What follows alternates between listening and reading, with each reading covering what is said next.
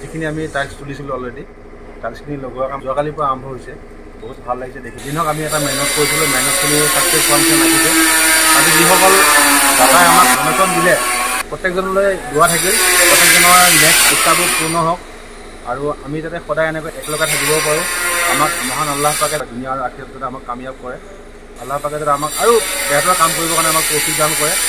আমাক যেনে আৰু মুমিন হ'বৰ কাৰণে আমাক আৰু বেছি আল্লাহ পাকৰ ওচৰ চালিবৰ কাৰণে আমাক তৌফিক দান কৰে যি নহওক কামখিনি দেখি খুব ভাল লাগিল আৰু এটা কথাৰ কাৰণে ভাল লাগিছে আমি যিখিনি টাইলছ তুলিছিলোঁ 1,68,244 টকামান হ'ব তুলি মেলি এইখিনি আমি ভিতৰখিনি অলৰেডি আমাৰ টাইলছখিনি অলৰেডি হৈ গৈছে গতিকে বহুত ভাল লাগিল ইনশাআল্লাহ আসসালামু আলাইকুম মছজিদৰ টাইলছৰ লগতে চিলিঙৰ কামো ইনশাআল্লাহ চলি আছে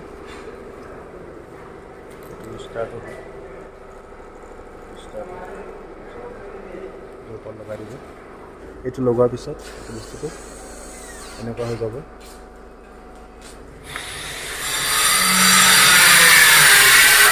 কাম চলি আছে কাম চলাই আছে নে এইফালে চাওক চলাই আছে কাম বাৰে গাঁৱে কাম কৰি কেনেকুৱা লাগিছে